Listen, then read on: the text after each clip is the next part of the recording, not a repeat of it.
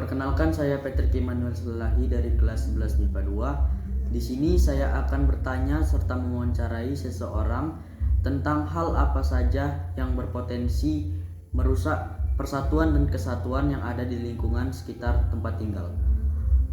Di sini saya sudah ditemani dengan Ibu. Bisa disebutkan, Bu, namanya siapa? Saya Ibu Nolina Pakpahan.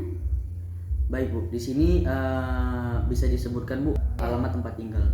Jalan Bendungan 2, Bangun Mulia,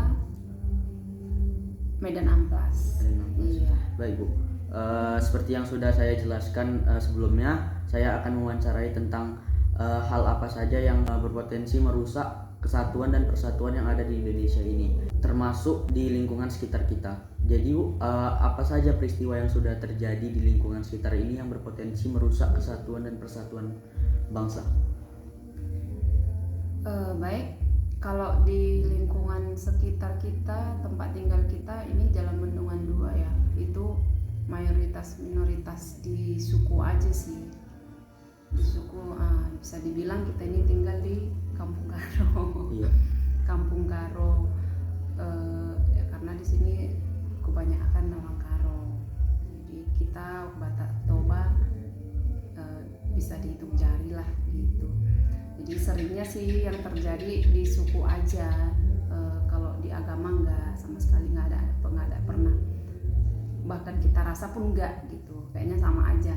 Di sukunya yang lebih kuat gitu, seperti ada batasan gitu. Baik, Bu. Berarti permasalahan yang sering terjadi di lingkungan sekitar di Jalan Bendungan 2 ini yaitu di Kelurahan Bangun Mulia ya, Bu ya. Yaitu adalah permasalahan di suku dan rasnya gitu ya, Bu. Iya, suku aja. Suku. Jadi bisa dijelaskan, Bu, dalam hal apa dan di kondisi bagaimana Ibu dapat merasakan bahwa adanya kesenjangan atau perbedaan di dalam suku itu? Kalau yang sering dan bisa dilihat secara kasat mata di perkumpulan gitu.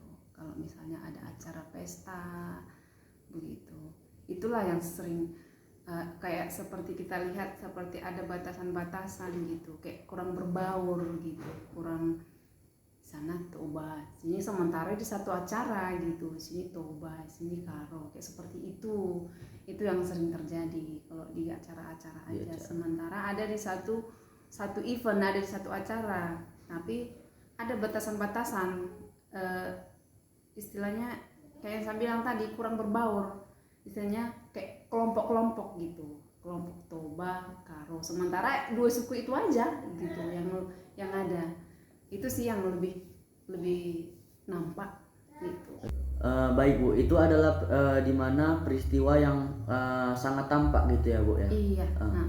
Itulah yang paling bisa kita rasakan dan bisa kita lihat gitu. Tapi apakah ada peristiwa atau kondisi di mana Ibu berobrolan langsung di mana terhadap seseorang yang berbeda suku dengan Ibu dan responnya berbeda gitu, Bu? Seperti langsung kadang sih, cuman entah itu perasaan saja, nggak tahu ya. Kadang kalau kita lagi ngomong gitu, nanti tanya suku, kayak bahasa mereka lah, kalau kayak kayak gitu. Kalau kita udah bilang ala Toba, orang Toba, kayak ada seperti rasa udah kayak seperti langsung membatasi menjauh, ya, kayak semacam seperti itu gitu. Itu aja sih, entah itu perasaan atau apa nggak tahu, cuman begitulah yang terjadi. Baik. Iya. Jadi seperti itu saja jenis peristiwa itu yang aja terjadi. Itu aja sih, di sukunya aja. Kalau di agama walaupun berbeda juga, ada beberapa berbeda di agama juga, tapi nggak ada nampak kalau itu. Biasa aja, bro, di sukunya yang lebih kuat. Iya. Baik, di sini saya dapat menyimpulkan bahwa jenis peristiwa yang terjadi di kalangan masyarakat lingkungan sekitar di desa atau kelurahan Bangun Mulia ini yaitu adanya kesenjangan di mana terdapat dua perbedaan suku, yang di mana terdapat minoritas dan mayoritas di dalam suatu lingkungan ini. Kebanyakan suku Karo. Di mana kebanyakan di lingkungan ini lebih banyaknya suku Karo, dan yang dimana minoritasnya itu adalah suku Batak dan Batak Toba. Jadi kronologinya dapat disimpulkan yaitu dimana secara kasat mata, yaitu di dalam suatu event atau suatu acara dapat ditampakkan secara langsung, yang dimana adanya suatu pengelompokan dimana adanya suatu suku Karo berkumpul dan suatu suku Toba Batak Toba berkumpul. Itu secara kurang berbaur. Itu secara kasat mata, dan adanya suatu sikap yang dimana tidak dapat ditunjukkan secara langsung, tapi bisa kita rasakan. Bisa dirasakan, yang dimana manusia kita punya rasa ya. Benar. Bisa kita rasakan gitu. Yang dimana seperti membatasi pembicaraan. Gitu. Betul.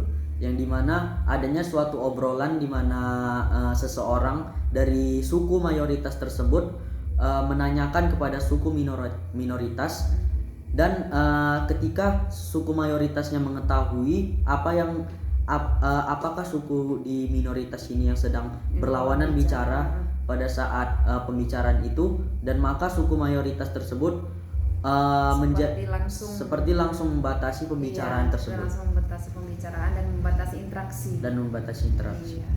Baik Bu, terima kasih Bu atas wawancaranya dan waktunya. Demikianlah wawancara saya tentang jenis peristiwa yang merusak persatuan dan kesatuan yang ada di lingkungan sekitar saya. Terima kasih.